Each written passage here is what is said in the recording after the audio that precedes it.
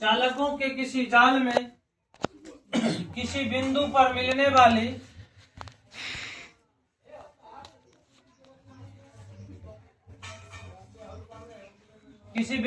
मिलने वाली सभी धाराओं का बीजीय योग शून्य होता है। बीजीय योग शून्य होता है। मान लीजिए यह हमारा जाल है, इसमें निश्चित बिंदु की तरफ आने वाली धारा I1, I2, I3, I4, I5, I6 सबको जोड़ दो, क्या हो जाएगा? बिल्कुल सही। I1 plus I2 plus I3 plus I4 plus I5 plus I6 is equal to 0। ये क्लियर हो गया है ना। अगर इसमें आपको ये ध्यान रखना है कि भाई किरचॉफ का नियम हम क्यों जरूरत पड़ा, तो साधारण परिपथ में धारा और विभवांतर के वितरण को जानने के लिए हम ओम के नियम का पालन करते हैं, जबकि जटिल विद्युत परिपथ में यह संभव नहीं है, इसलिए हम किरचॉफ के नियम का उपयोग करते हैं, पालन करते हैं। That's all. सपोज दैट कि ये धारा इधर आ रही है ना, तो कहा I1, ये भी इधर आ रही है, इसको हमने कहा I2, ये भी इधर आ रही है, इसको हमने कहा I3, ये दूर जा रही है, हमने कहा I4, ये भी दूर जा रही है, हमने कहा I5। अब क्या कीजिएगा,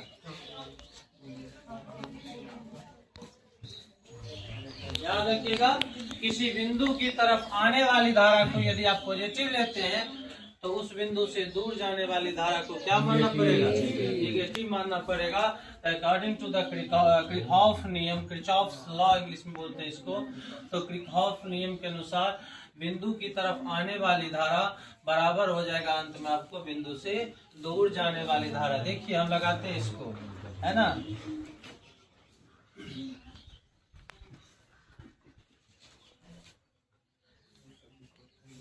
I1 plus I2 plus I3। बताइए इसको क्या लिखें, प्लस की minus? Minus. Very good. Minus I4, इसको प्लस लिखें कि minus? Minus I5 is equal to I1 plus I2 plus I3 is equal to I4 plus I5। अब यहाँ से एक जो निकल के आया वो ये आया स्टेटमेंट के रूप में। हेलो, इधर ध्यान दो रोशनी कुमारी। किसी बिंदु की तरफ आने वाली धारा, किसी बिंदु की तरफ आने वाली धारा बराबर बराबर बराबर उस बिंदु से दूर जाने वाली धाराओं का योग आपस में समान होता है। तो इसको लिखेंगे किसी बिंदु की और क्या है, इसको इधर लेकर किसी बिंदु की ओर आने वाली धाराओं का योग, किसी बिंदु की ओर आने वाली धाराओं का योग, धाराओं का योग उस बिंदु से दूर जाने वाली कुल धाराओं के योग के बराबर होता है। उस बिंदु से दूर जाने वाली कुल धाराओं के योग के बराबर होता है। आपका प्रथम नियम जो है आपका समाप्त हो गया। रेडी। दूसरा नियम समझने से पहले आप इसको देखिए। मान लीजिए हमारे पास कोई परिपथ है इस तरह का,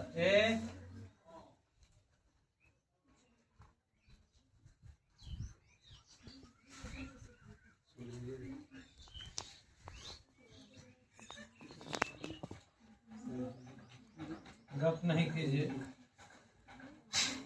I1 R1, I2 R2 और दिस वन I3 R3। तो दूसरा नियम कहता है कि यदि आपके पास क्लोज्ड सर्किट है, कैसा सर्किट है? Closed circuit. किसी बंद परिपथ आपके पास है तो उस बंद परिपथ में धारा और प्रतिरोध, अंबिका इधर ध्यान दो, धारा और प्रतिरोध के गुणनफल का, एक गुणनफल का, जैसे यहाँ गुना करेंगे तो I1 R1 I2 R2 I3, तो धारा और प्रतिरोध के गुणनफल का बीजीय योग, धारा और प्रतिरोध के गुणनफल का बीजीय योग परिपथ में लगे कुल विद्युत वाहक बल के बराबर होता है। यही है दूसरा नियम। अब यदि बैटरी नहीं है तो विद्युत वाहक बल कहाँ से आएगा? समझ बात को? सर्किट में बैटरी रहेगा तभी ना विद्युत वाहक बल होगा। तो बैटरी नहीं है तो विद्युत वाहक बल की जगह क्या लिखेंगे? 0। यदि बैटरी है तो उसका विद्युत वाहक बल यदि है तो लिखेंगे विद्युत वाहक बल, है ना। तो यहाँ से यदि हम इसको लेकर चलते हैं, मान लीजिए यहाँ सब घूमना शुरू करते हैं तो इधर जैसे अब ऐसे ऐसे जैसे घूमते जाएगा, मान लो घड़ी की दिशा में घूमना शुरू किए तो इसको हम प्लस लेंगे तो इधर वाला कोई घूम रहा है तो इसको क्या लेना पड़ेगा? माइनस। तो according to second law of Kirchhoff second law, I1 R1 plus I2 R2 plus की माइनस, नियमानुसार तो आप ऐसे ना घूम रहे हैं तो इसको तो ऐसे जाना चाहिए था, लेकिन इसका डायरेक्शन क्या है? अपोजिट है। ये एंटी क्लॉकवाइज में जा रहा है, नहीं जा रहा है? कैसे जा रहा है?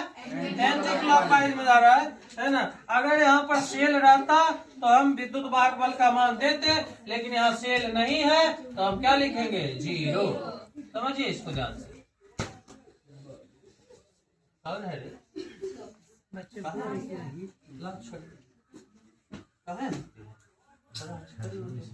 ये मान लीजिए हम दूसरा परिपथ बनाते हैं, ध्यान दो, इधर ध्यान दो, समझ लो, बाद में हंस ले। रुपये ध्यान दो।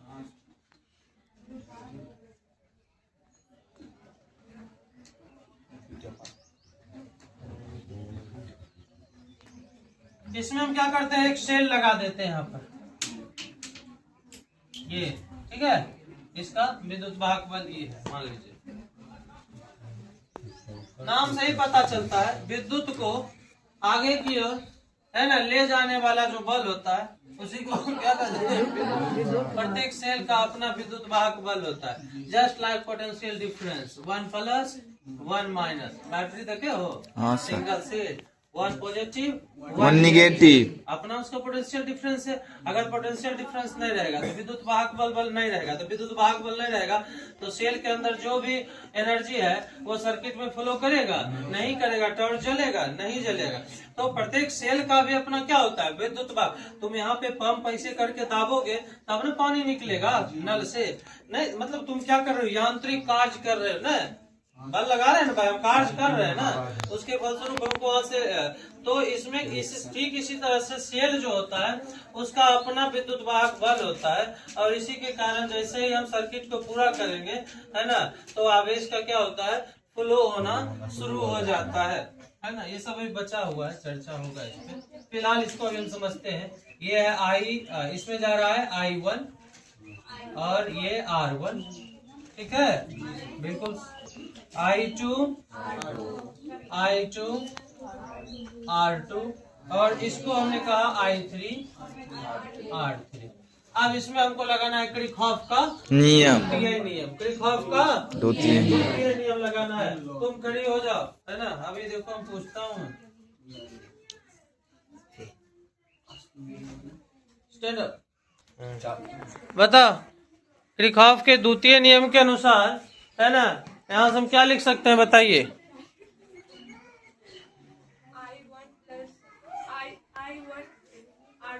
Very good. I2 R2 very good. No plus नहीं, R3, है ना, इज इक्वल टू E। यहाँ पर सेल लगा हुआ है ना, नहीं, जब सेल लगा हुआ है तो क्या होगा? E के बराबर होगा ना। I1 R1 according to Kirchhoff second law, I1 R1 plus I2 R2 is equal to not zero. हमने क्या बोला, किसी भी क्लोज्ड सर्किट में, ध्यान से सुनिए, किसी भी क्लोज्ड सर्किट में धारा और प्रतिरोध, धारा और प्रतिरोध के गुणनफल का बीजीय योग परिपथ में लगे विद्युत वाहक बल के बराबर होगा। नहीं, हमने क्या बोला नाजुक कुमारी, हेलो क्या करती है इधर में देखो तो की कहै छै आ तो की केना करियो एकरा सबके तो कुछ बोलनो अथी हो जाए। हम बीजीय योग परिपथ में लगे विद्युत वाहक बल के सेल नहीं था तो हमने लिखा जीरो। समझो बात, यहाँ पर सेल है, इसका विद्युत वाहक बल ई है तो हमने लिखा ई। बोलिए any problem? No problem, then not out.